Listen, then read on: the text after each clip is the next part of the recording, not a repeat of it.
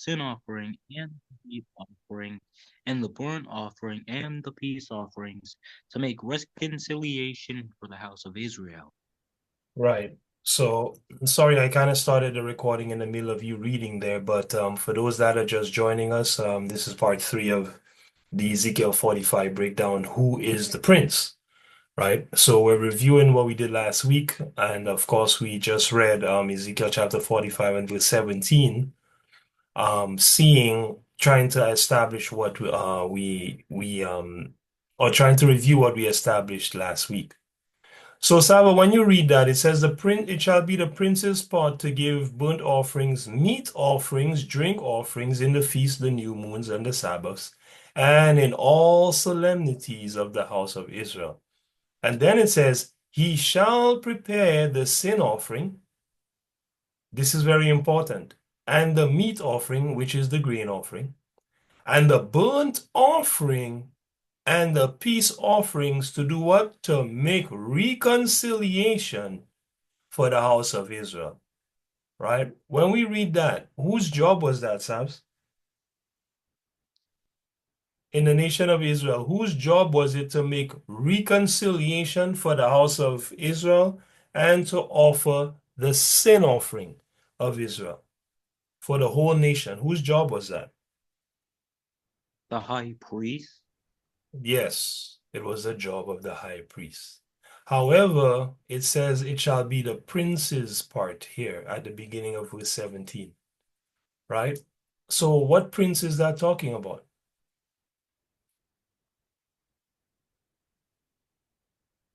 It's not a trick question. Yahawah. Go ahead, KK. You said what? It was me. Oh, go ahead, Yeah, babe. Yahawah. Yahawah Shai, right? And Yahawah Shai is High priest. he's a high No, priest. prince.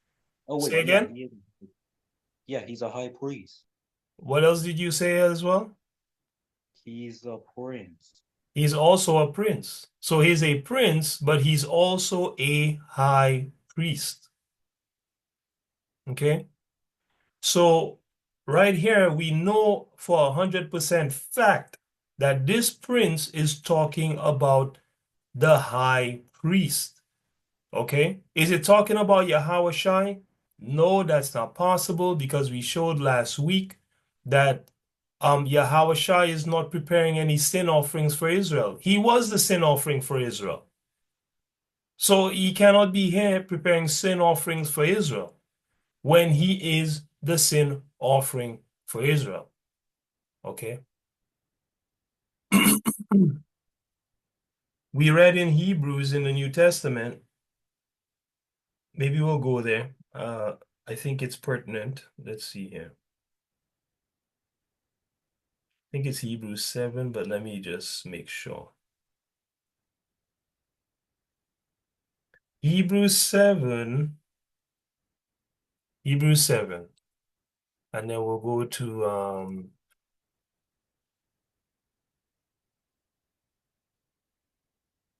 Hebrews New Testament 7. We'll jump down to 26 to 28. Can you read that for me, please, KK?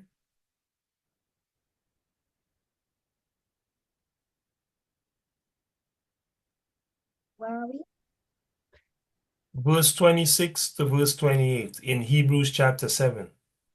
You For should such be there. an high priest became us who is holy, harmless, undefiled, Undefiled. Go ahead. separated, separate from sinners, and made higher than the heavens. Go ahead. Needed it not daily, as those high priests, to offer up sacrifice first for his own sins and then for the people's. For this he did once when he offered up himself. So how many times did Yahweh Shai do a sacrifice for the people? He certainly didn't have to sacrifice for his own sins because he had none. But that's why he was the perfect sacrifice. So how many times did he have to sacrifice for the people? One. Once. So we know 100% it cannot be him in Ezekiel 45, that 17th verse. He only offered up once. You understand? For the people, man. Only once. Right? Read verse 28. For the law maketh men high priests, which have infirmity, but Mhm. the word of the oath, which was since the law, maketh the Son who is considered forevermore. Consecrated. That means made holy, sanctified. Okay? So the Mm-hmm. word of the oath that the Most High made, thou art my son, this day have I begotten thee. Okay, that's the oath that Yahawah himself made, right? And when the Most High said that, Yahweh Shai was sanctified forevermore.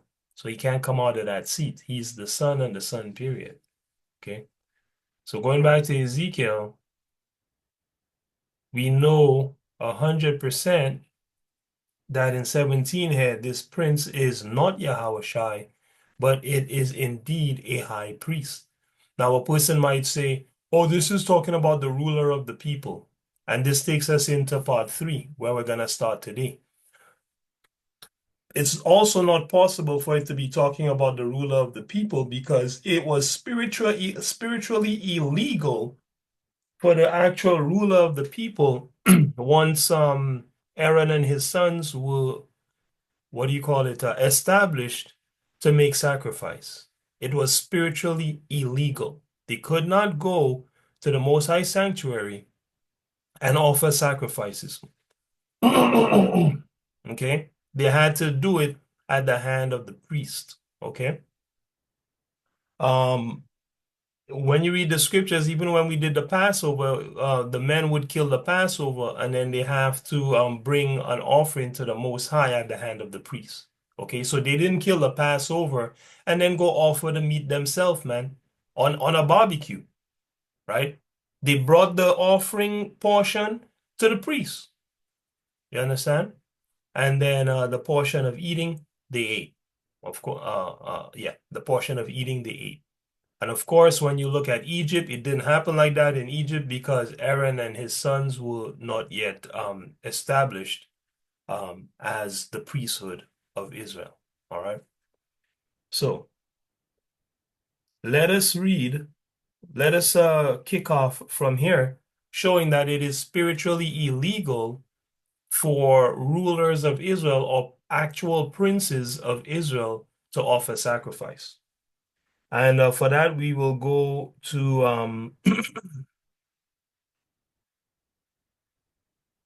1 Samuel chapter 13.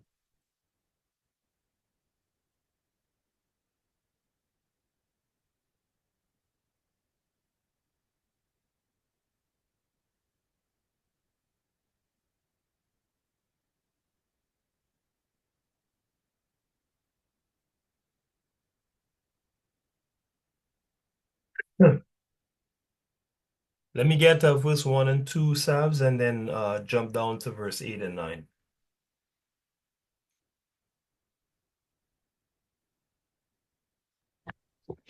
Saul,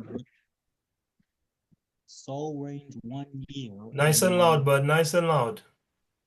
Saul reigned 1 year, and when he had reigned 2 years over Israel, Saul chose him 3,000 men of Israel, where 2,000 were with Saul in Michmash and in Mount Bethel, Mm-hmm. and 1,000 were with Jonathan in Gibeah of Benjamin, Right, and the rest of the people he sent every man to his tent.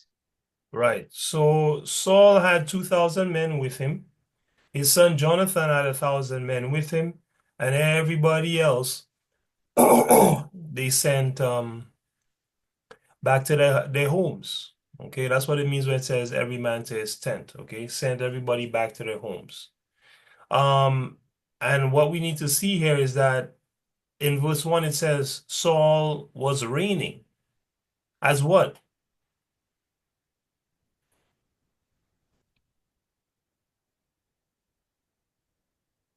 Repeat the question. I didn't hear that. Repeat the question. Saul was, it says in verse 1, Saul reigned 1 year, and when he had reigned 2 years over Israel, he did particular things, right? The things mentioned in verse 2. But in verse 1, it says he reigned. He's reigning as what? A leader? What specific type of leader was Saul? A ruler. A Which specific type of ruler, family? king? He was a king. Saul was the king, okay? His son was Jonathan. Who became king after Saul was David, right? Because the Most High made Saul king, tall, handsome, strong man of the tribe of Benjamin, made him king, but then he went off immediately. Why? Because of fear of the people. Same thing, me and my wife were talking about today, right? Aaron went off for fear of the people. Saul did the same thing. And when Aaron went off for fear of the people, God was going to kill him.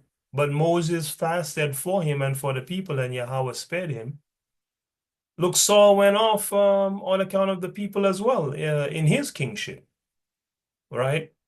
But before he went off in that way, look what he did. Read verse 8 and 9.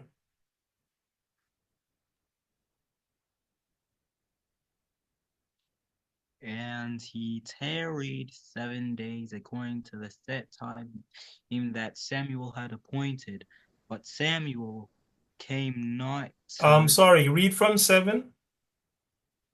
And some of the Hebrews went over to Jordan, the land of Gad and Gilead. As for Gilead, Gilead. Gilead. As for Saul, he was yet in Gilgal, and all the people followed him trembling. And he tarried 7 days, according to the set time that Samuel had appointed. But Samuel came not to Gilgal, and the people were scattered for him From him. from him. Yeah, so it says here, Saul, was in Gilgal, and the people were following him, right? And Samuel told him, I'll be there in 7 days. And Saul was waiting for Samuel, but Samuel didn't show up in the 7 days. And the people left from around Saul. So look what Saul does, right? Go ahead.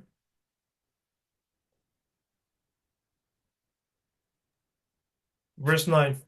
And Saul said, bring hither a burnt offering to me, and peace offerings. And he offered the burnt offering. What did Saul do? He offered a burnt offering. Right. So Saul himself, by his own hand, offered the burnt offering. Now Samuel was a priest, a Levite.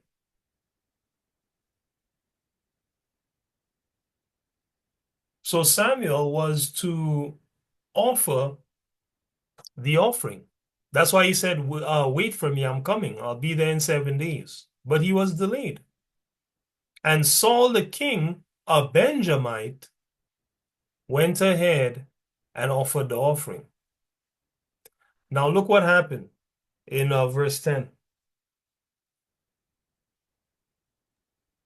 And it came to pass that as soon as he had made an end of offering the burnt offering, behold, Samuel came, and Saul went out to meet him, that he might salute him. Read on. And Samuel said, What hast thou done? And Mm-hmm. Saul said, Because I saw that the people were scattered from me, and that thou camest not within the days appointed, and that the Philistines gathered themselves together at Michmash.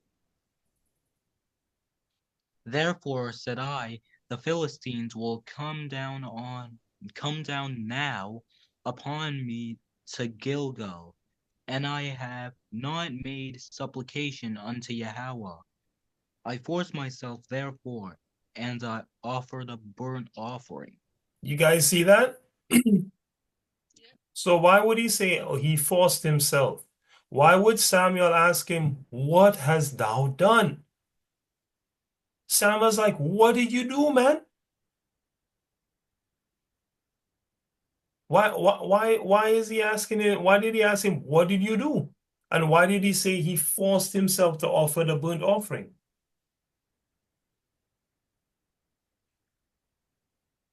Samuel did a sin. Yeah, it was a sin, right? And Before we rebellion. even get to that, you can see from the things that are being said, he was not supposed to be doing that. Can everyone see that? Yeah. Mhm. Wait. Watch what Samuel tells him in verse 13. Go ahead.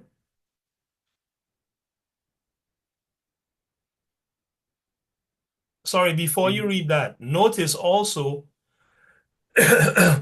he said he thought the Philistines would come down upon him, which means he thought the Philistines were going to come down and fight war against them.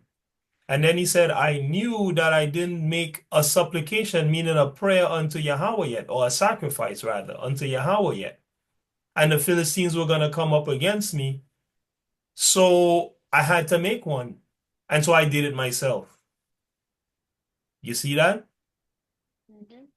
So even though it was not his job, he had a good intention. He wanted to make a sacrifice unto Yahawah before the Philistines came.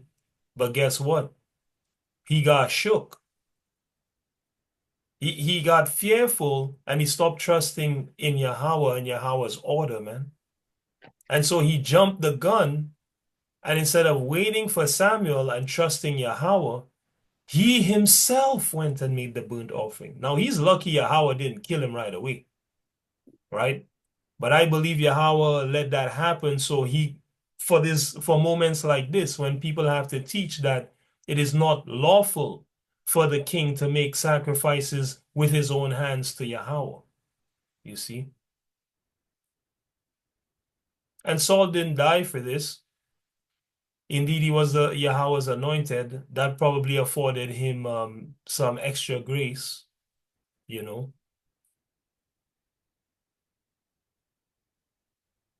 And Samuel said to him, what's happening in verse 13. So let's go from top of verse 13 again. and Samuel said to Saul, Thou hast done foolishly. Mm-hmm. Thou hast not kept the commandment of Yahawah thy God, Well, what did which he not do? he didn't keep the commandments of Yahawah. Right. So indeed, it was a sin, as Babe noticed, right? It Yeah. was indeed a sin. He had not kept the commandment. What is the commandment of Yahawah? Certainly not for kings to do the burnt offering. So when we put that precept together with Ezekiel 45, we know this was no ruler of Israel, because it's a sin for the ruler to do the burnt offering, man. Go ahead. Which he commanded thee. For now would Yahawah have established thy kingdom upon Israel forever. But what happened? What happened instead? Go ahead. Yahawah established a kingdom in Israel forever. Nope. It said Yahawah would have. Remember, Saul just sinned this particular sin. And this actually is giving me some insight into why the Most High removed the kingdom from Saul. It was even before the whole mess with the people and the bleeding and the bleating of the sheep. He removed the kingdom from him from before that, right here, because he went and do the burnt offering, and that's a sin against the Most High God, right? So look what the Most High does to Saul for such an egregious sin. Go ahead. Or to show you how bad the sin is, look what Yahawah does to Saul. Go ahead. But now thy kingdom shall not continue. What happened? The kingdom didn't continue anymore. Yeah. So Yahawah said, you want to offer burnt offering and not wait for Samuel, the Levite, to do it? Your kingdom is finished, Saul. That's it for you, buddy. That's how bad of a sin it is. So again, that makes it impossible for the prince of Ezekiel 45 and verse 17 to be an actual ruler of Israel. Go ahead. Yahawah hath sought him a man after his own heart, and Yahawah hath commanded him to be captain over his people, because thou hast not kept that which Yahawah commanded thee. Right. That's And it, right? That's it. Right? And Saul's own son Jonathan sided with that leader that was after the Most High's own heart. Right? Kiddos, you all know which leader that is? Which leader does the Bible say is after the Most High's own heart? Kara, I haven't heard you for a minute. Do you know what leader Yahawah says is a man after his own heart? Which Israelite? Do you know? Mm, David? That's right. It's David. So Yahawah replaced Saul. Good job. Yahawah replaced Saul with David, man. He replaced Saul with David. And David sinned against Yahawah greatly by killing a man and taking his wife, by committing adultery and then killing the man. But he didn't take the kingdom from him. You see that? So that sin that Saul sinned was even worse than adultery, man. You know? Now, does it say that explicitly in the Bible? No, but you can look and see the punishment. He took the kingdom from Saul for Saul offering a burnt offering. And he just put war in David's house for David's adultery. Right. Moving on. That's what I see. Right. You can agree, you can disagree. That's up to you.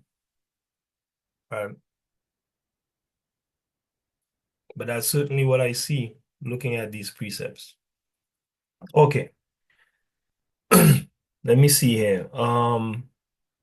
Let's go to another scripture. Oh, wait. Yeah, we read that. Okay. Let's go to 2 Kings chapter 16. We'll read verse 1 and then we'll read verse 10 to verse 12. Right? So we're showing here rulers cannot offer sacrifices, man. This is spiritually illegal. Here's a precept. Read verse 1, please, KK, and then you'll jump down and start at verse 10. In the 17th year of Pekahiah, the son of Remaliah, Remaliah, but that's okay. And it's not Pekahiah, it was just Pekah. Remember, read the words. Don't just say what you think is there. Read the words and break them down into syllables. All right, go ahead. as Ahaz the son of Jotham, king of Judah, began to rage. It's reign, began to reign, which means he began to rule. Okay? So in the 17th year of Pekah, the son of Remaliah, Ahaz, the son of Jotham, king of Judah, began to reign. So Ahaz was what? What is the title of Ahaz? So I Since Ahaz was the son of Jotham, the king of Judah, that would make Ahaz a what? A prince, a king, a princess. a prince. He was a prince. Ahaz was a prince. All right. So let's go down to verse 10 and we'll read till 12. Go ahead. And King Ahaz went to Dam- Damascus, Three to meet syllables. The Damascus, Damascus. It's three syllables. Damascus. Okay? to to meet Ty The Ty the first part has two syllables. Tiglath Tiglath Pileser. Okay, that's a bit of a hard one. Tiglath Pileser. Last this last part has three syllables. First part two syllables. Okay, so Tiglath Pileser. Go ahead. king of Assyria, Assyria. Assyria, and saw an altar, an altar that was at Damascus, Mm-hmm. yes. And King of Ahaz sent unto Ur, Three Uriah, syllables. Ur, This one's tricky. It's Uriah. Uriah, Uriah. Uriah, Yeah. the priest of the fashion of the Excuse altar, me. It does not says of the fashion. Come on, KK. the the fa- the It doesn't say of the. There's no of the there. Sent priest to Uriah the priest, the fashion. Go ahead. of the altar. Right. So the King Ahaz, okay, he became king after after his dad. I don't remember exactly what happened to his dad. Let's see. Doo-doo-doo. Mm,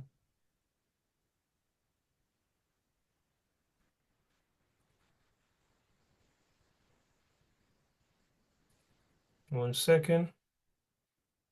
Okay, so Ahaz began to reign on the throne at 20 years old. We see that in verse 2. Okay, so he became king. He was a prince here and he became king when he was 20. All right. Um,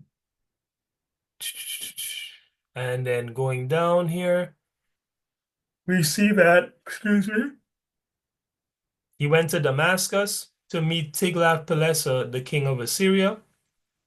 He saw an altar there, right? And he sent Uriah the priest to fashion the fashion of the altar, meaning the design of the altar, right? Um, and then we're gonna see what he does with it in verse 11. Okay, so go ahead from verse 11.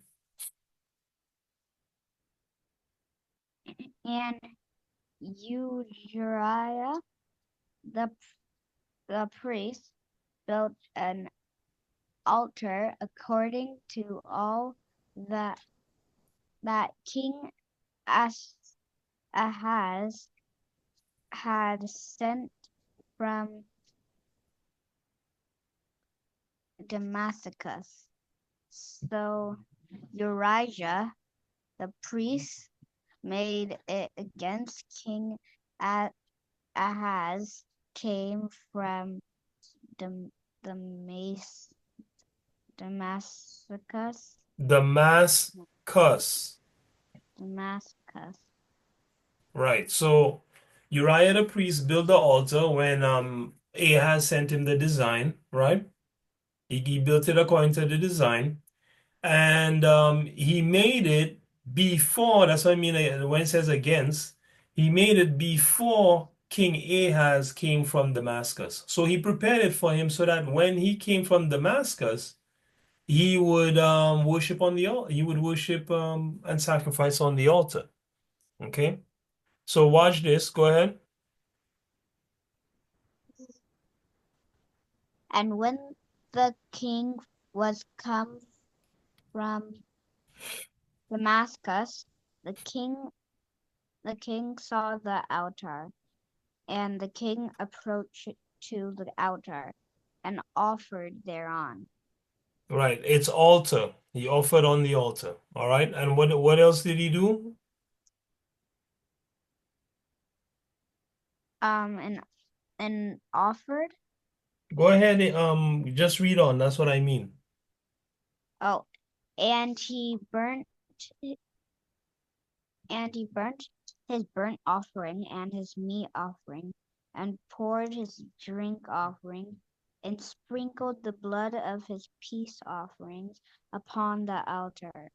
Right. So who did it? Who did all of that? The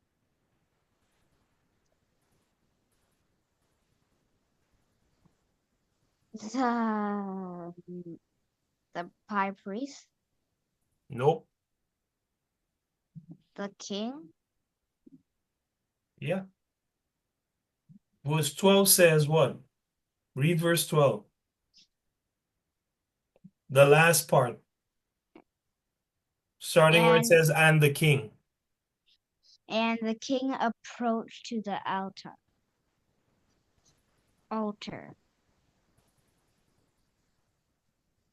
And and offered thereon. so who was doing the offering? The king, By the name of, but what's his name? Ahaz, That's right. So Ahaz, the king, or Ahaz, was offering offerings on the altar, man, to Yahawah. This is after Aaron, the Levites, and the priest Aaron's sons already established, right? As the ones whose job it is to do these things. Now, read 14 and you're going to see something. and he brought also the brazen altar, which was before Yahawah, from the forefront of the house, from between the altar and the house of Yahawah, and put it on the north side of the altar. Right. So, so he made his offerings himself by his own hand upon this particular altar. And then he took the brazen altar, which is actually Yahawah's altar. Yahawah's altar. He removed it from the front of the temple, from between the altar and the house of Yahawah. Sorry, the brazen, it's like a brass bowl. All right. Let me see if I can find it. Let me see if I can find it.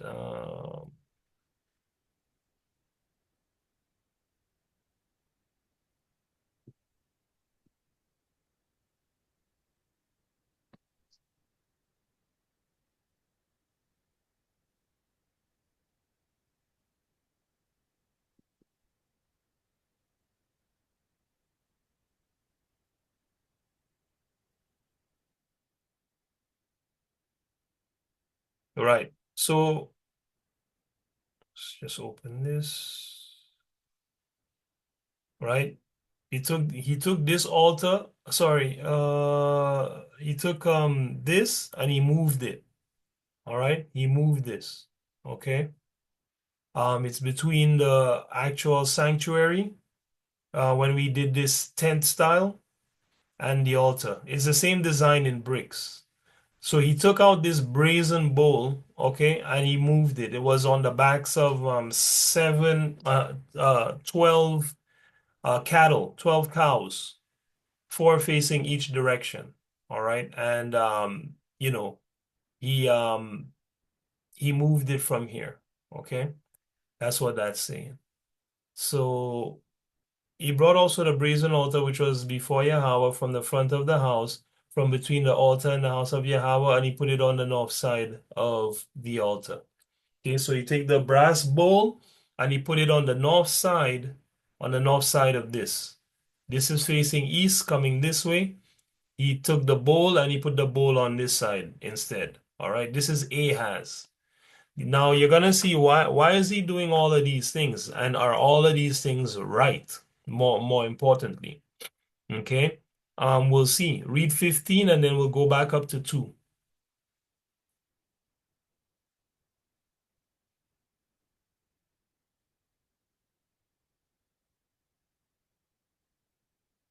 Go ahead.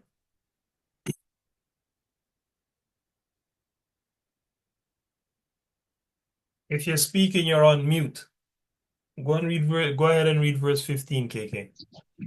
And King Ahaz commanded Urijah the priest, saying, Upon the great altar burn in the morning burnt offering and the evening meat offering, and the king's burnt sacrifice, Hold on. And what? and the king's burnt sacrifice. Right. So who did the king's burnt sacrifice? The king, no, the priest. Which one? What's his name? In this context, who did the king's burnt sacrifice? Urijah. Uriah. All right. Uriah the priest did the king's burnt sacrifice. So this is another little precept showing you that the king didn't do his own sacrifices. It was not lawful for the king to do his own sacrifices. Remember, he took the design of a altar that he saw in Damascus and made an altar like that for himself, and he himself is doing offerings on that altar and moving around Yahweh's stuff to make room for his own altar. You understand? And simultaneously, he's commanding the priest to do his burnt sacrifice. So the one for Yahweh. And then the grain offering, he's commanding the priest to do. The burnt offering, he's commanding the priest to do as well. Right? Read on, and it's gonna tell you what other offerings. So the king's burnt sacrifice, go from there. Verse 15. And his meat offering with the burnt offering of all the people of the land, and their meat offering and their drink offerings, and sprinkle upon it all the blood of the burnt offering and all the blood of the sacrifice, and the brazen altar shall be for me to inquire by. Read 16. Thus did Uriah the priest, according to all that King Ahaz commanded. Right. So there's a few things we can learn here. The priest did the the offering for all the people, man.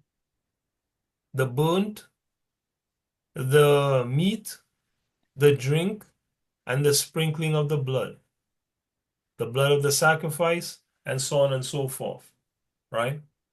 they made those offerings on behalf of the people. Again, the people would bring their particular offering to the priest, and the priest would offer it to Yahawah with clean hands, holy hands on behalf of the people. That's how it was done. So Ahaz still had that going, and then he said, the altar that he made the priest build that he saw from Damascus, what did he say was the purpose of that altar, Saba? Saba.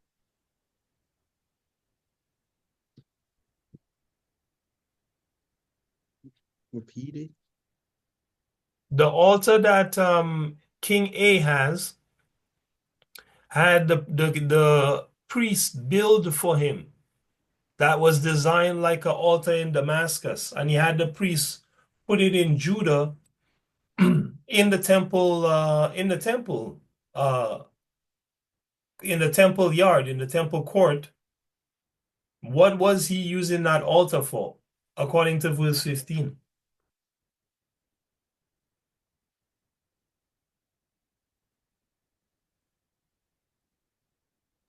Mm.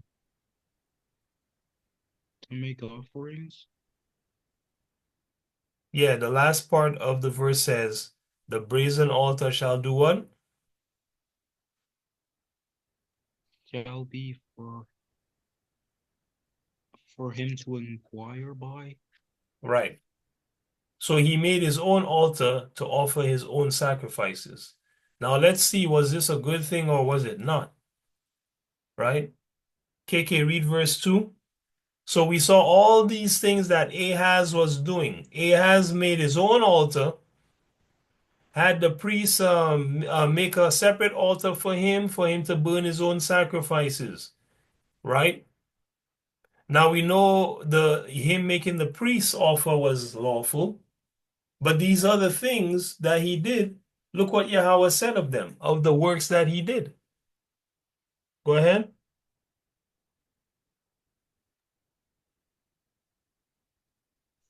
In 20 years old was Ahaz when he began to reign, and reigned 16 years in Jerusalem, and did not that which was right in the sight of Yahawah his God, like David his father.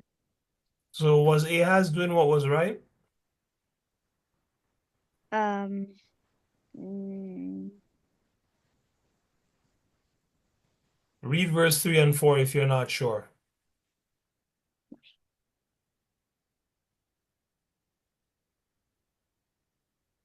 Read it out but loud. but he walked in the way of the kings of Israel, ye and Yea, yea, and made his son to pass through the fire, according to the abominations of the heathen, whom Yahawah cast out from before the children of Israel. right. So was Ahaz making his children walk through the fire? Was he sacrificing his children in fire? Um, yes, Yep. And the Most High said it was an abomination. So was Ahaz doing good in the sight of Yahawah? no. Right. And read verse 4 to just put the stamp on that. Go ahead. And he sacrificed and burnt incense in the high places, and on the hills, and under every green tree. You see that? So the Most High also make sure he mentioned him doing sacrifices and burning incense in these high places, man. Right? On hills and under every green tree, because that was the rituals that these guys would perform to their demons, right? Ahaz used to worship demons, man. So much so he made the priest set him up an altar.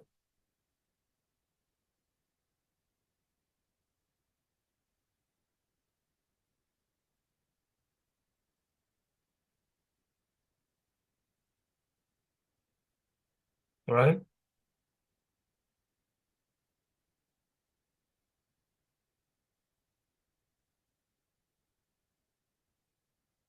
One second.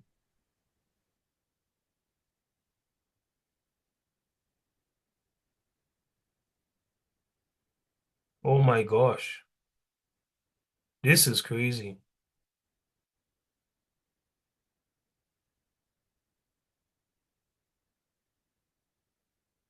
Yeah. When you read so it looks here like essentially Ahaz removed the Most High's um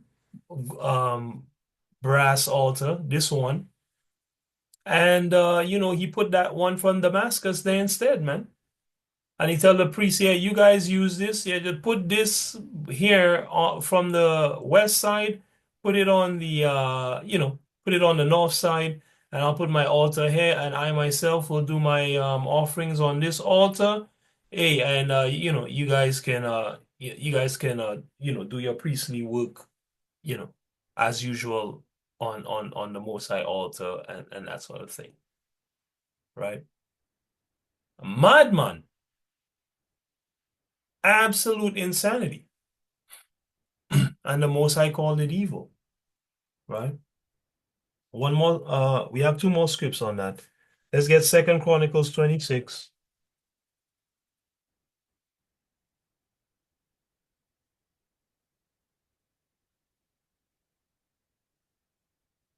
We'll read 16 to 18. Saba, bring that out, please.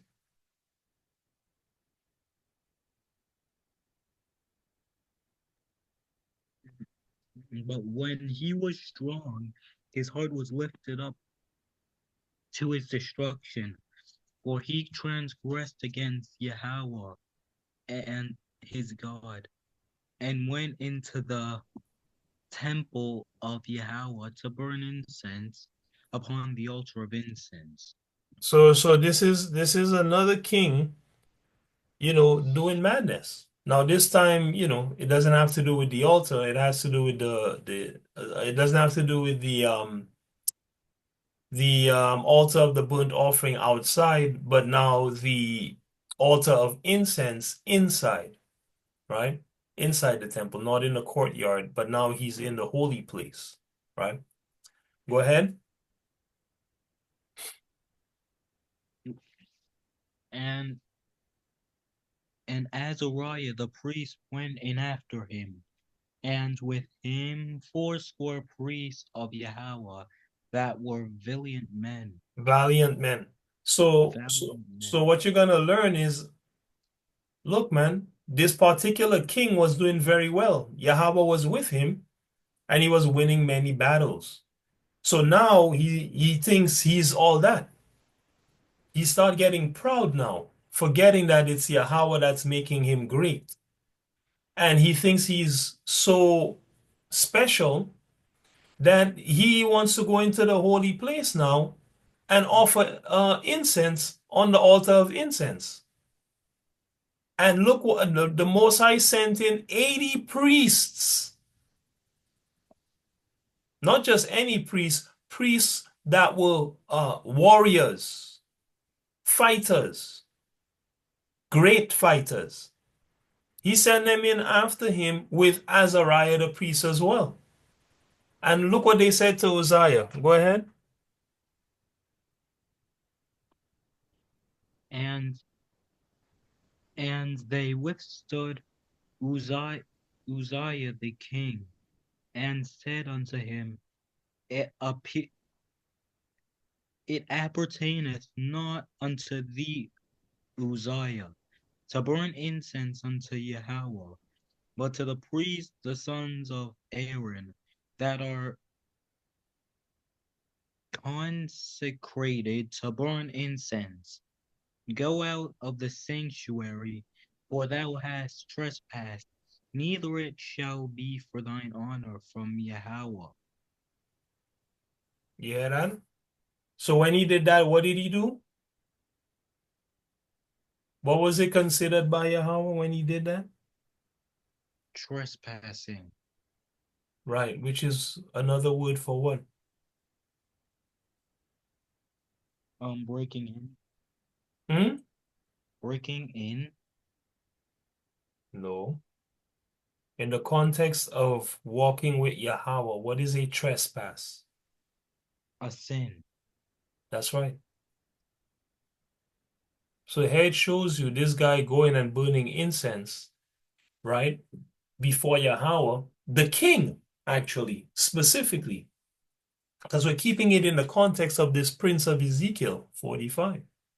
The king goes in and tries to burn incense before Yahawah, and the priest said to him, "This is not your responsibility." That's what appertaineth not means.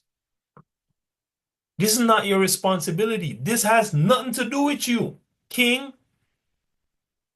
to burn incense before Yahawah. It's for the priests, the sons of Aaron. They're the ones that the Most High set apart to burn incense. Get out. That's what Uzziah said to him, man. That's what Azariah the priest said to Uzziah. Get out of the damn sanctuary, bro.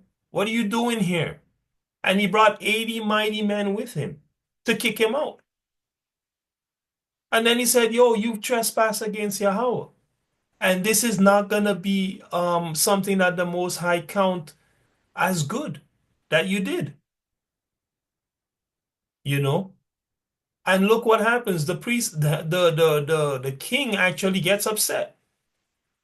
And then look what the Most High does to him for his foolishness. Go ahead and read until 19.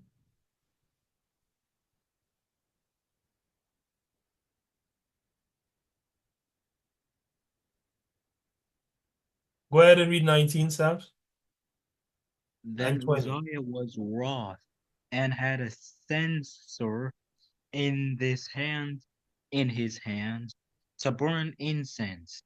And while he was wroth with the priest, the the leprosy even rose up in his forehead before the priest in the house of Yahweh from beside the incense altar. You see that? The Most High start take away his melanin, man. The Most High start take away his melanin, man. Turn him into a Edomite.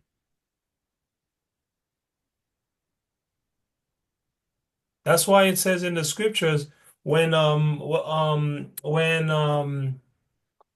Moses put his hand in his coat and he pulled it out before Pharaoh, his hand was leprous as snow. And then he put it back in and it was like his other flesh, man.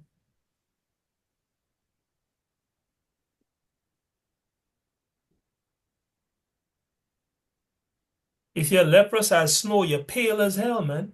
You lost all your melanin. So this brother started losing his melanin in his forehead. The Most High started taking it away. Say, oh yeah, you're gonna burn up in the sun. And then what happened? Verse 20. And Azariah the chief priest and all the priests looked upon him, and behold, he was leprous in his forehead. Mm-hmm. And they thrust him out from thence. Yea, himself hasted also to go out, because Yahweh had smitten him. Go ahead. And Uzziah the king was a leper unto the day of his death, and dwelt in a several house, being a leper, for he was cut off from the house of Yahweh. And Jotham his son was over the king's house, judging the people of the land. You see that? So he had to go and stay in a house by himself, man. Because the Most High took away his melanin. He couldn't come in the temple no more. This is a good precept for these people that tell you about Deuteronomy 23, verse 7, talking about how Edomites can come in the temple. Well, when this man started losing his melanin, the Most High took him out of the temple. The Most High banned him from the temple, and he couldn't rule either. So how can these guys come in the congregation, right? I already taught on this. I believe this is a gross mistranslation. I believe that's supposed to say Aram. And I did a full study showing that Aram was indeed the brother of Israel, you know. But that's a whole other study. The point here being, Uzziah offered incense, which was the priest's job, and it was evil in the sight of Yahawah, a sin, a trespass. And Yahawah punished him for it, right? Changed his whole life, downgraded him major, till he had to go live in a next house by himself, man, until he died. So he lost all his glory for trying to go and offer incense before the altar of Yahawah. Because that's not his job, it's the priest's.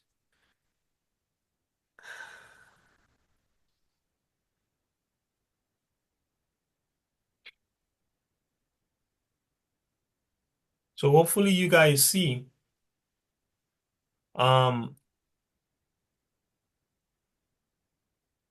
this that rulers cannot offer sacrifices.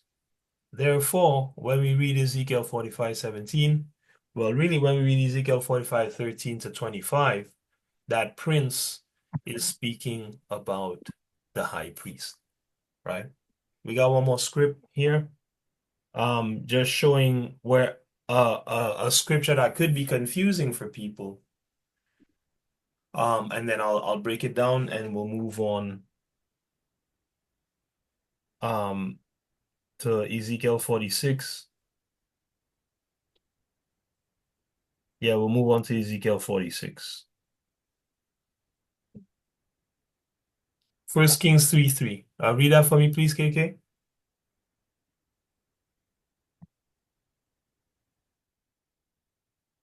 And loved Yahawah, walking in the statutes of David, his Nice and father. loud, please.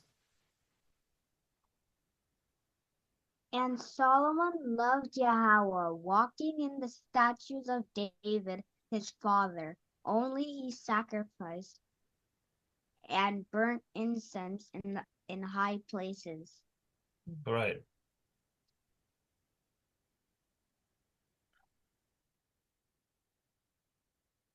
And read verse 4 as well. And the king went to Egyptian to sacrifice there. He went to Gibeon. Go ahead. Gibeon, for that was the great high place. 1,000 burnt offerings did Solomon offer upon that altar. Right. So the Most High said Solomon loved him and he walked in the statutes of his father David. Right? What was the one thing the Most High had against Solomon? According to verse 3.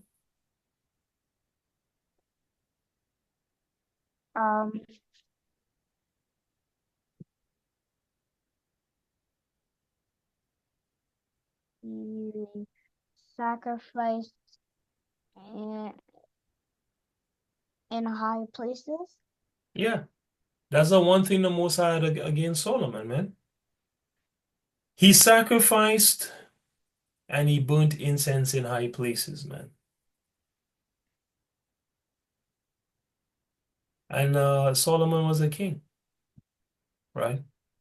There's some other things when you look at precepts, right? But in this particular context, it's telling you, yeah, he walked in the statutes of his father David, but unfortunately, he used to do sacrifices and burn incense in high places, right? Which we know from previous scriptures that you're not supposed to do. You're supposed to sacrifice, and burn incense at the temple by the hand of the priest. That's how you're supposed to do it, right? Solomon went off doing that, right? We know what else he did. We know he built idols for his wives, and he wasn't fully with Yahawah at the end of his life.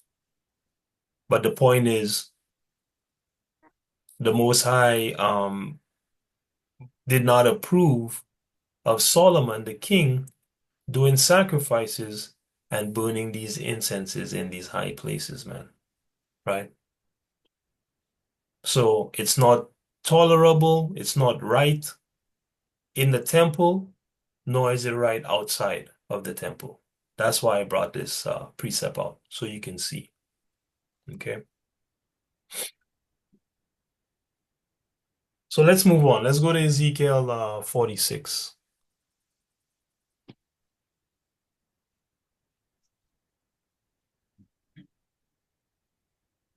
Any questions so far?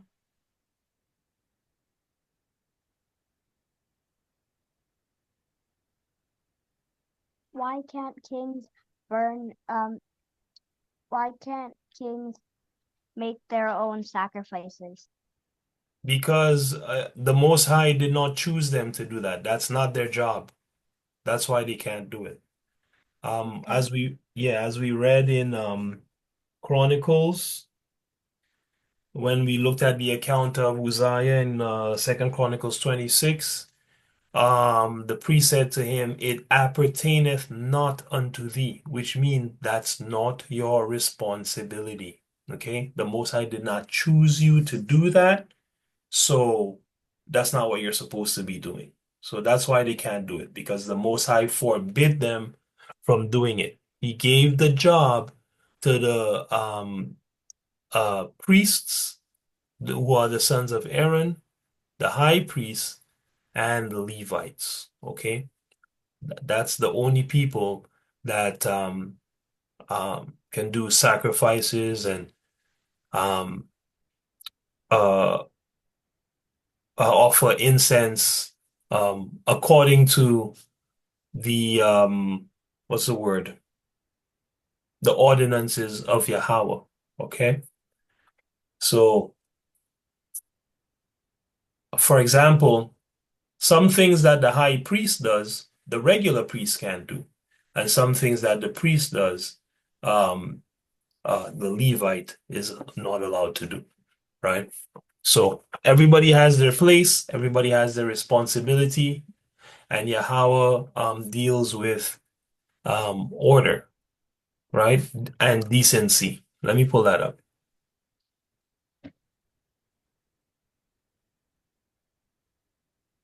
So the problem there is that they broke the order, KK. He can't do it because according to the order, he's not allowed. Okay? Mhm.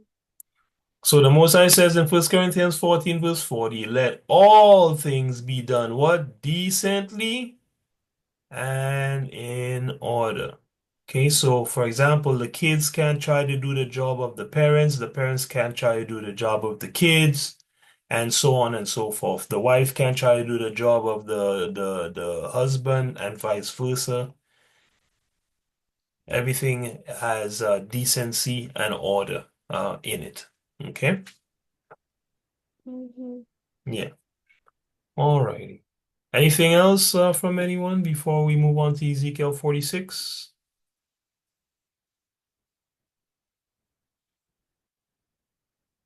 All right.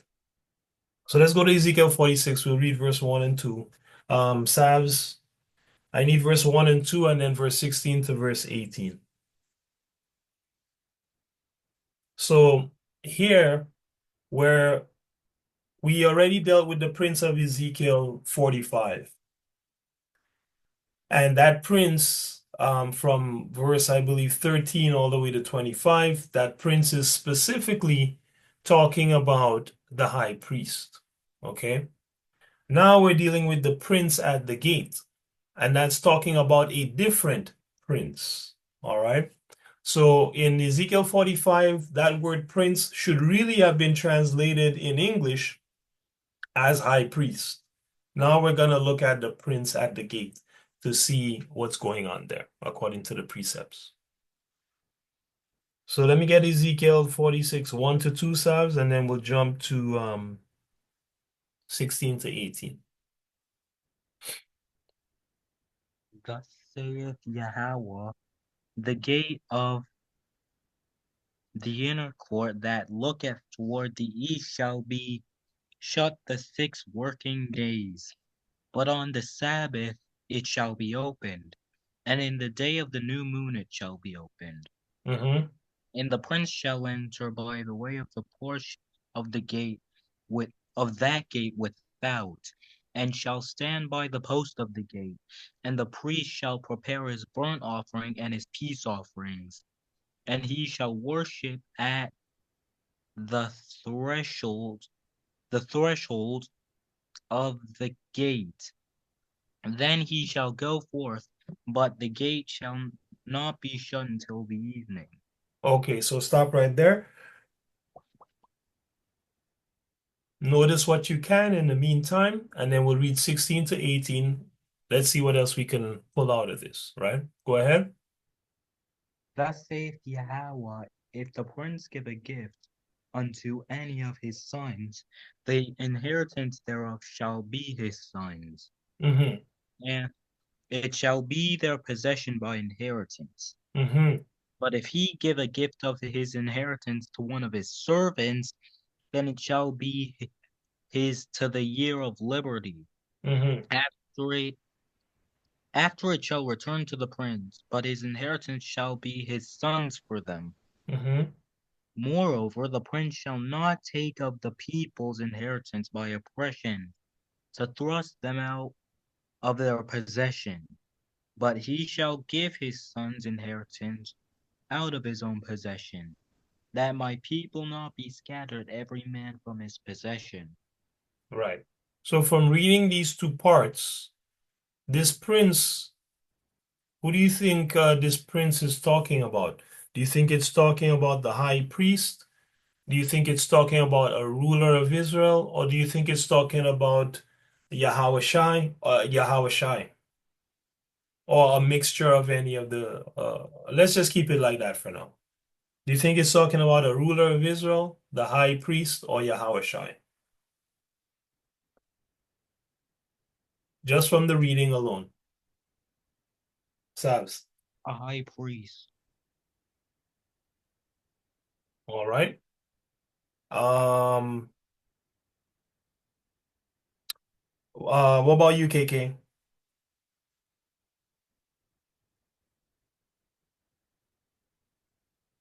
Do you think it's talking about a high priest? Do you think it's talking about Yahawah, or do you think it's talking about a ruler of Israel?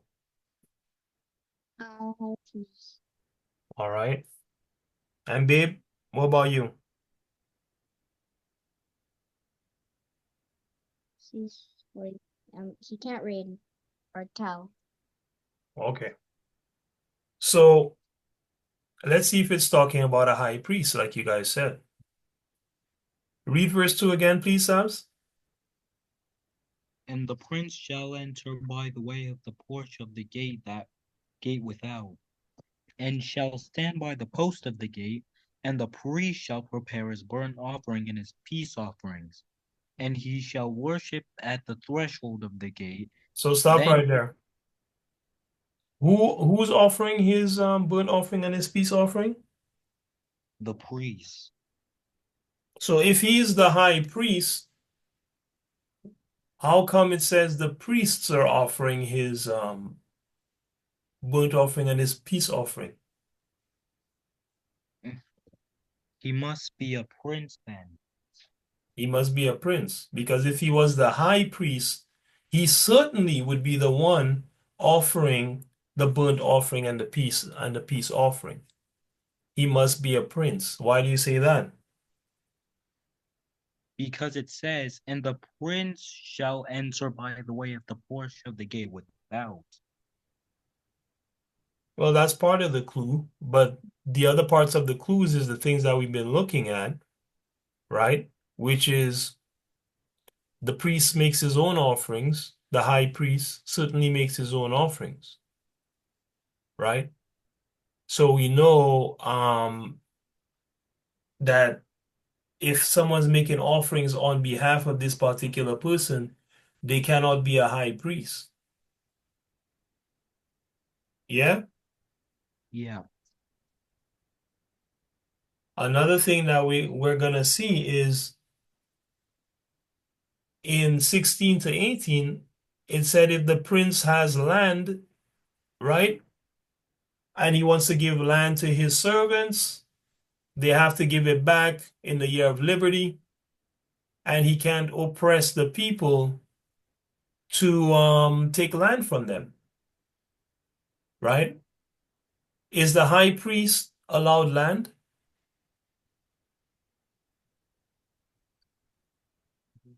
No. If you don't know, you can say you don't know. I said no. You said no? Yeah.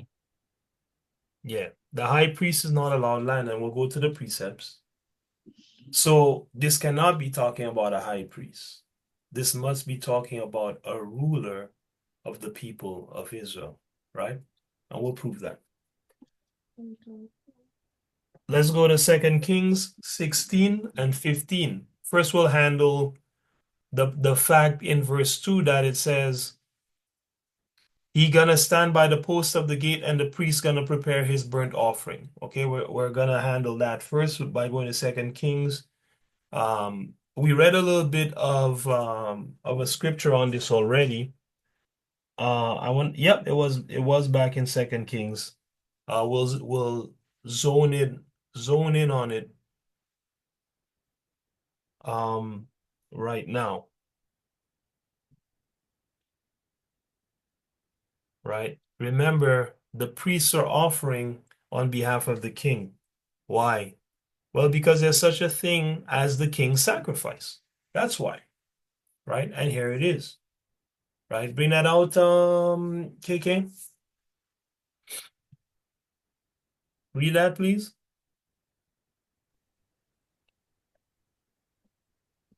From where? Verse 15.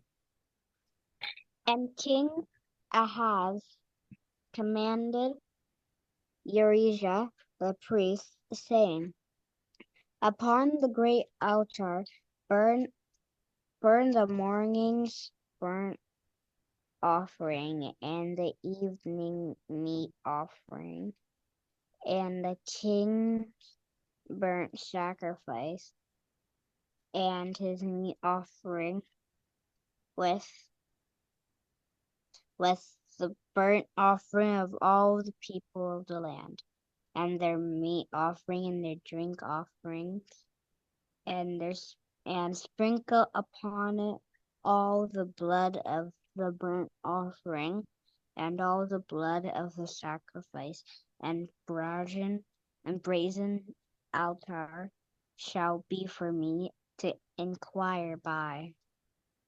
Thus, So notice that one of the sacrifices that Uriah the priest made was called the king's sacrifice. You notice that? Okay. Why? Why is there a sacrifice called the king's sacrifice?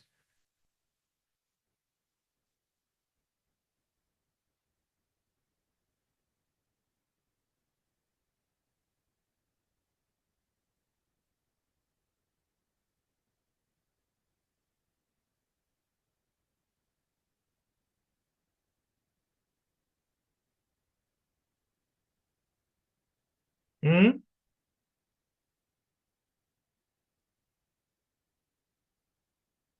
Hello? I don't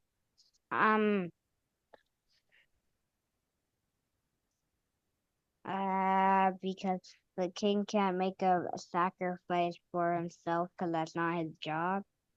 100%. 100%. That's not his job. That's why Uriah the priest, which if I remember correctly, was actually a high priest, did the sacrifices upon his behalf. He had a sacrifice to do called the king's burnt sacrifice because he sacrificed on behalf of the king.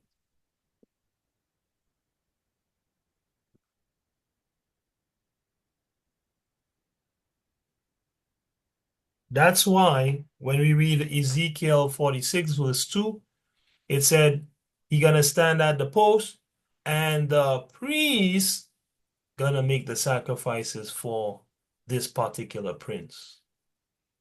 So far, we get a clue that it's the king, man. We get another clue right in Ezekiel 46, verse 16 to 18, when it talks about his sons and possession of land, that it's certainly the king or the ruler, you know,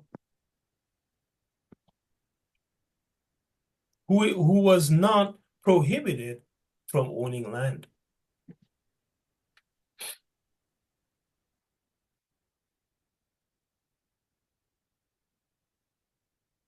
Let's go to 2 Chronicles 29.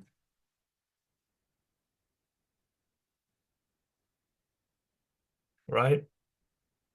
To get a precept for the king's sacrifice, right? We'll read verse 20 and 21. Let's get that, please, Sabs. Then Hezekiah the king rose early and gathered the rulers of the city and went up to the house of Yahawah. And they brought 7 bullocks and 7 rams and 7 lambs and 7 he-goats for a sin offering for the kingdom and for the sanctuary and for Judah. And he commanded the priests, the sons of Aaron, to offer them on the altar of Yahawah. So, how was that offering made?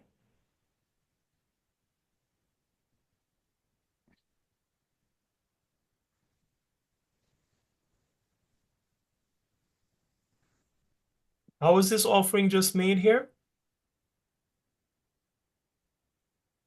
By getting through the sons through the priests. Right. And who told the priest to sacrifice? Who commanded them to sacrifice? Yahawah. Doesn't say that there. In verse 20,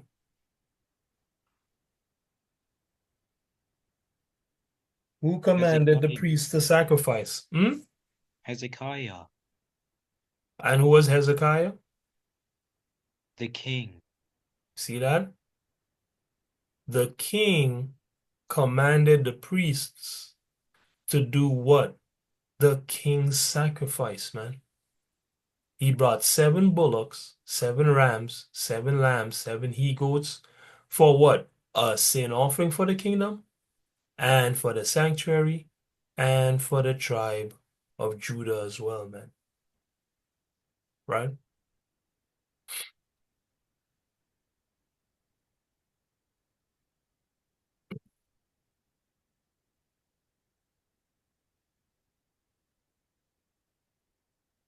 Read verse 24. And 23 and 24.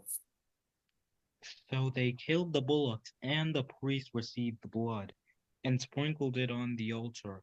Likewise, when they had killed the rams, they sprinkled the blood upon the altar. They killed also the lambs, and they sprinkled the blood upon the altar.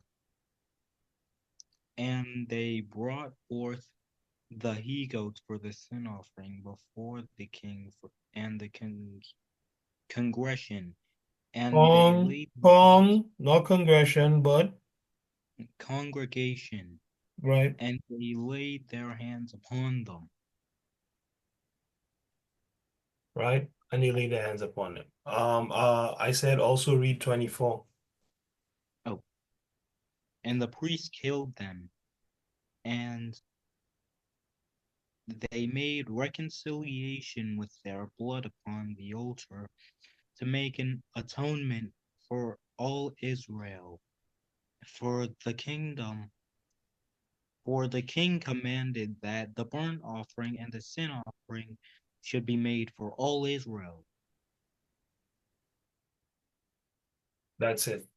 All right. Okay. So the king commanded this particular sacrifice for what? All Israel, man. Including who? Was he included or no?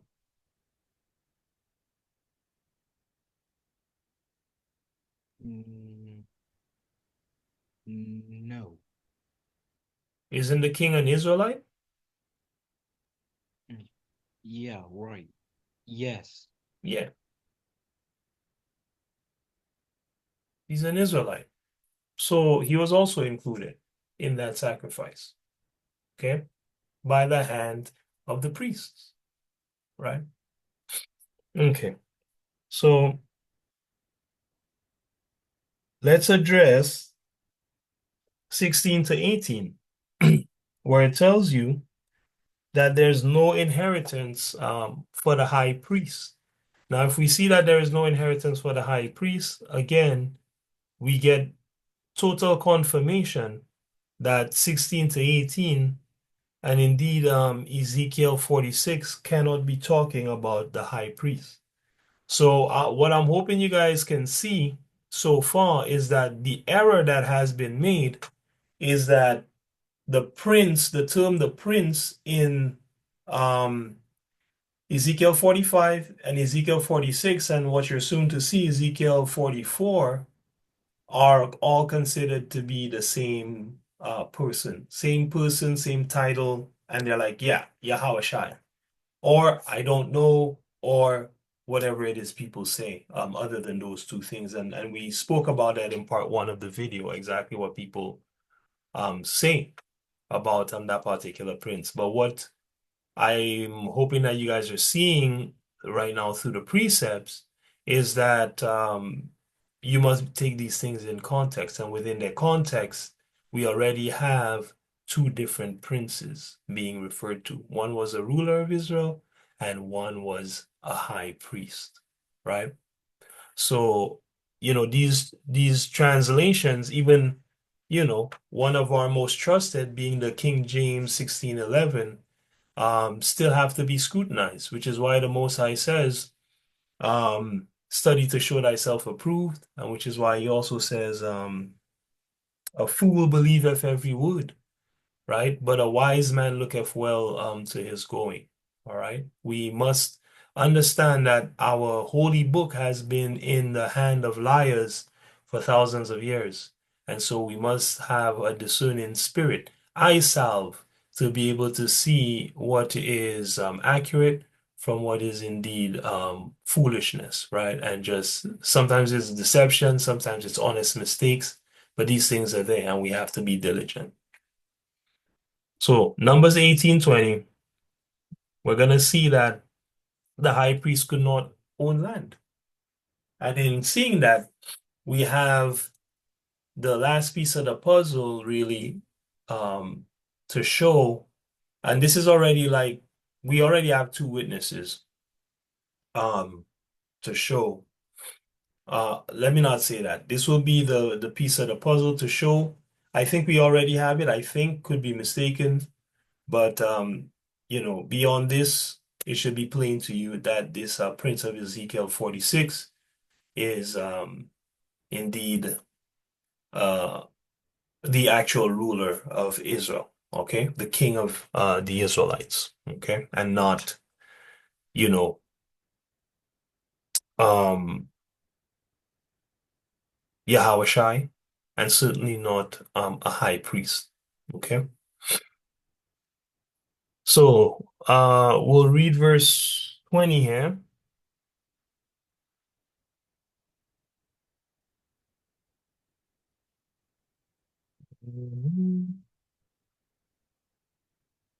20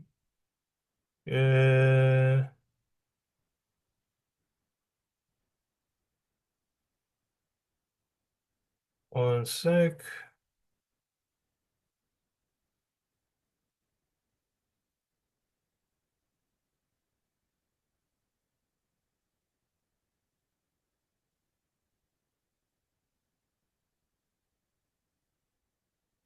Mm,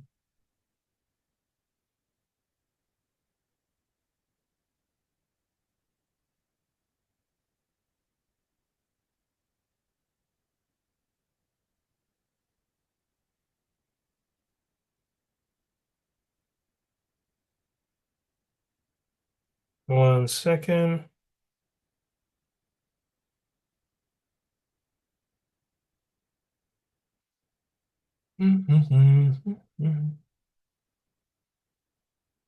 All right, let's just stick with the script. KK, let me get verse 20 here.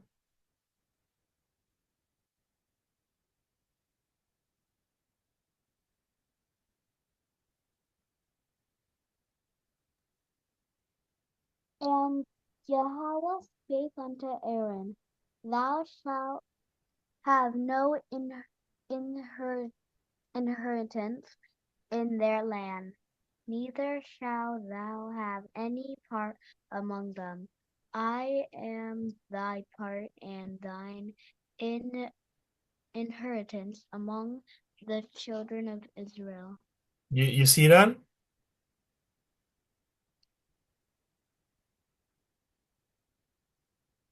And then what about the priests? Read 21. And behold, I have given the children of Levi all the tenth in Israel for an inheritance, for the service which they serve, even the service of the tabernacle of the congregation. Right. So the Levites, their inheritance is the tithes. That's what belongs to the Levites. The charity of Israel belongs to the Levites. And Aaron himself, the high priest, shall have no inheritance in their land. No part among them, it says in verse 20. The Most High says, I am your part, Aaron, and I am your inheritance among the children of Israel. Right? So that being said, when we go back to Ezekiel 46,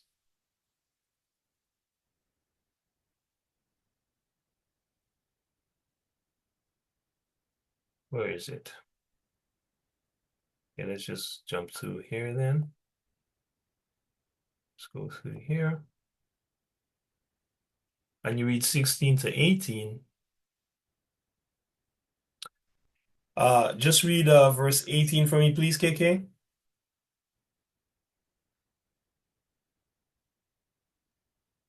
Moreover, the prince shall not take of the people's inheritance by oppression, to thrust them out of their position, but he shall give his sons inheritance out of their own possession. Out of his own possession.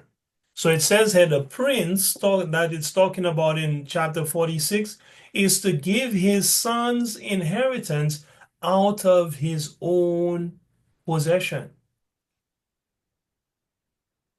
So if he's supposed to give his sons land out of his own possession, is it possible for him to be a high priest?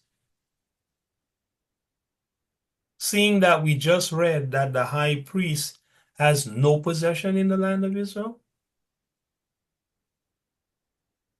Is it possible for this prince to be a high priest? No, Go ahead. no. No, it's not possible because the high priest is not allowed land. So this is 100% the ruler of Israel, the king of Israel, right?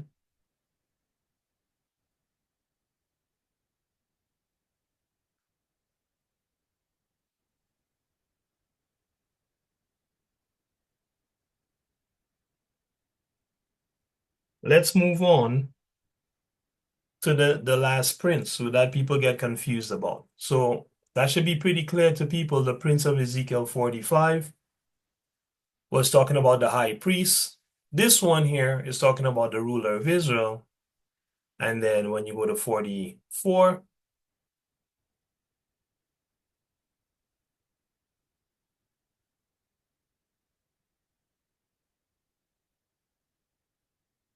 read 1 to 3 here for me, please, Sams.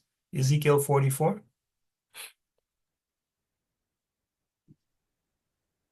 Then he brought me back the way of the gate of the outward sanctuary, which looketh toward the east, and it was shut.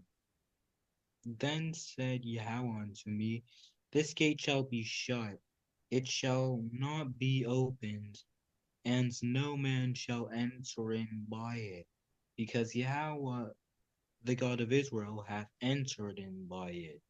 Therefore it shall be shut. It is for the prince he shall sit in it to eat bread before Yahawah. He shall enter by the way of the porch of that gate, and shall go out by the way of the same. And shall go out by the way of the same. So from the precepts that we've already explored, can you tell me who this prince is? Is this a high priest?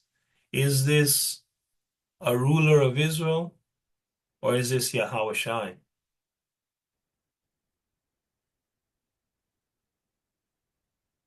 Remember, we established Ezekiel is not seeing a vision of a so-called millennial temple. We already showed there's no such thing.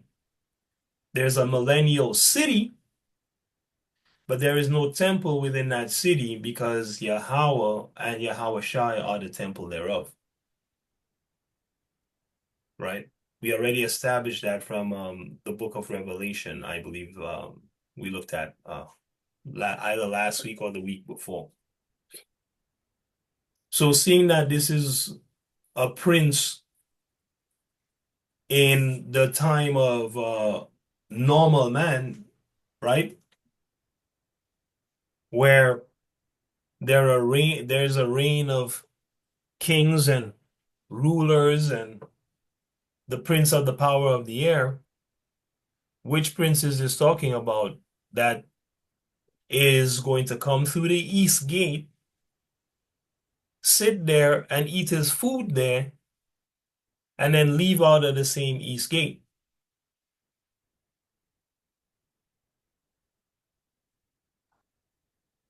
Yahawah. I literally just said, Saba, this cannot be talking about Yahawah because this is talking about a temple that is not the millennial temple, which is the last temple, right? Most people say this is the third temple. This is what they say when they read from Ezekiel 44 on down. They say this is the third temple, but there is no third temple. This is actually a plan of the rebuilding of the second temple. You understand? This is a vision of that particular temple, right? Um, which may or may not have been built according to this plan. I don't want to speak on that. I don't think it was personally, but the word out there is that um, it was built according to a different plan, which could be true because Yahweh said, if the Israelites um, listen to him essentially or follow righteousness, then show them the plan for this particular temple. But if they don't bother, right? And we know that our people, you know, they fell back into unrighteousness. But we also know that they rebuilt a temple after Ezekiel. So did they follow that plan or not? My um hunch is yes, but I need to study it more thoroughly to give you a definitive answer and be able to show you the precepts. In any case, it's not the third temple. It's a temple of old, to make it short and sweet, right? Sorry about the rant, but it's a temple of old. So this prince, depending because of what we've studied so far, is this a ruler of Israel? Is this the high priest? Or is this Yahawah? A ruler of Israel. Okay, and what makes you say that?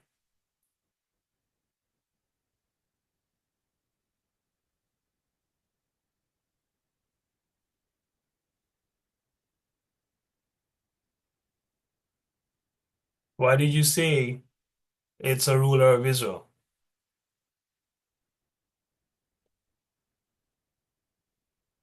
Mm. Keep, Because, go ahead. well, Nice because, and loud, okay? Nice and loud. Speak up. well, it says, well, because he would enter in a sanctuary through the east and then enter out of it. Basically he would enter in a sanctuary. Mm, no. So because he can enter into the sanctuary, he's the ruler of Israel. The priest can also enter. The Mm, high priest can also enter. So how do right. we know this is just a ruler of Israel? We already went through all the precepts to show. If someone has the answer, bring it out.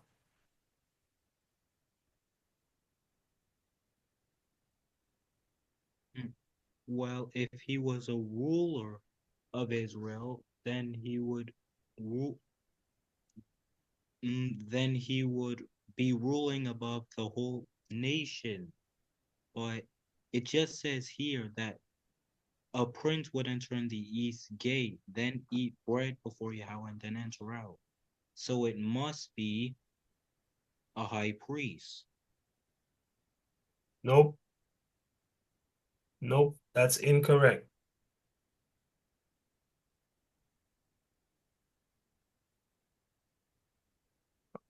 I'll show you why.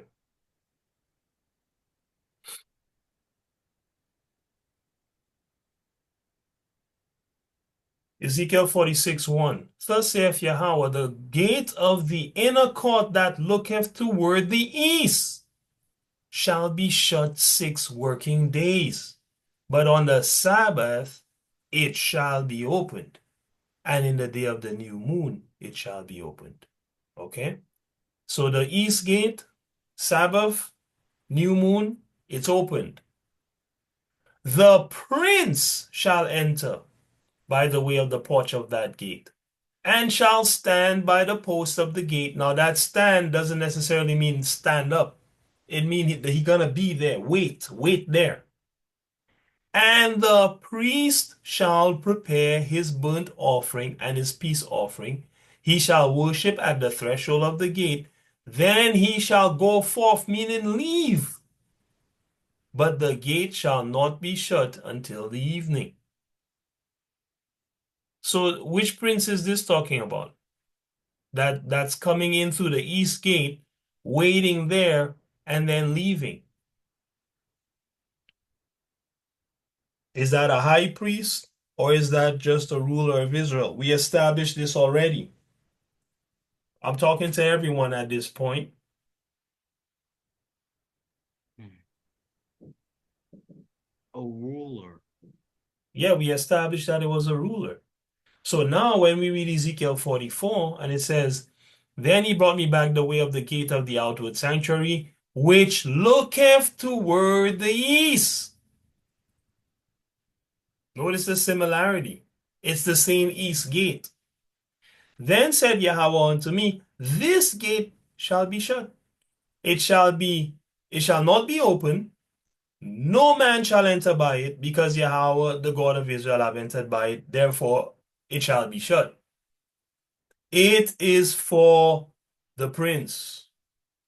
The prince, he shall sit in it to eat bread, right? Before Yahawah. He shall enter by the way of the porch of that gate and shall go out. Now we get some new information. Because in 46, it didn't say he's going to go out by that gate. It just says he's going to go out. But now it says he shall go out by the same way. So if the prince of Ezekiel 46 is a ruler, who is this one? He's a ruler. He's a ruler. It's the exact same ordinance. So that's how you know the prince of Ezekiel 44 is also talking about a ruler of Israel. The ruler of Israel is the only one to come into that by that gate, sit there and wait for his food to get cooked, and then eat there and leave. That's the king's gate, the ruler's gate.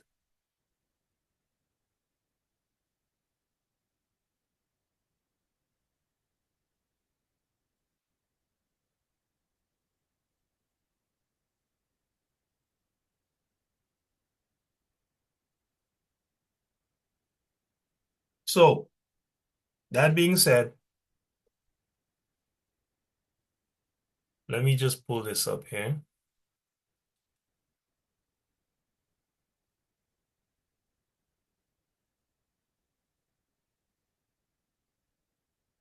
That being said, we know Ezekiel 45, 7 to 12 is talking about the rulers of Israel, but not the priests or the high priests, because they have no inheritance in Israel. That is, the priests and high priests have no inheritance in Israel. So Ezekiel 45, 7 to 12 is talking about the ruler.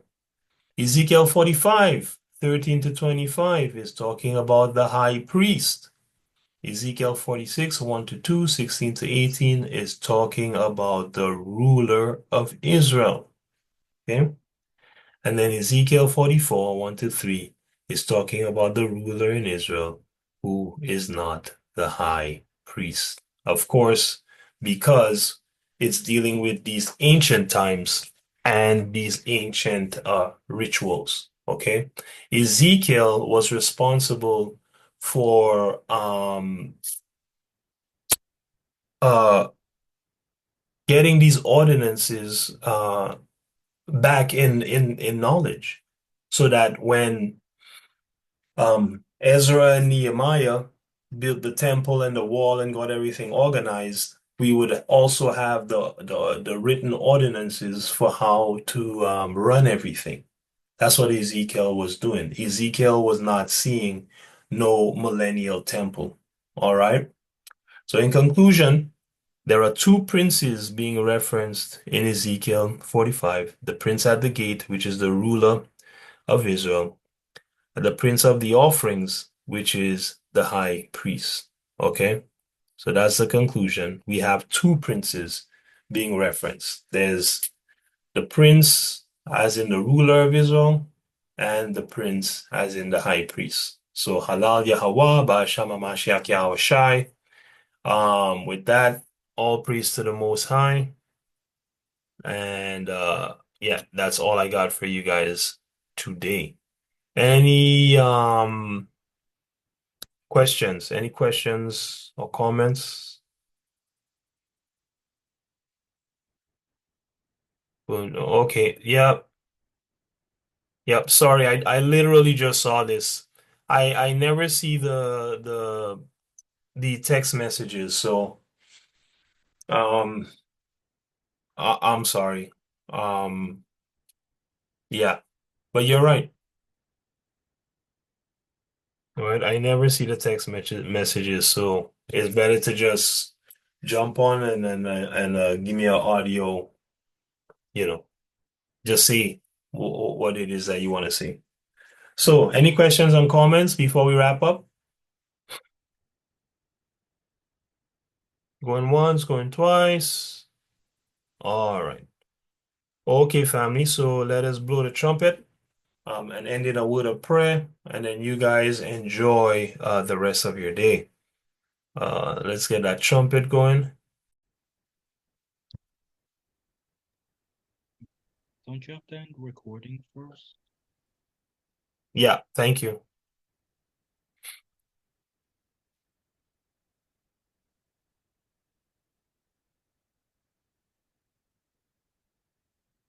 Oh, and to the people, of course, who joined us online, you so-called Negroes, you are the biblical Israelites.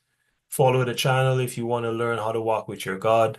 To the heathens as well, who are not Edomites, not so-called Europeans, not so-called white people, who the Bible calls the devil and Satan.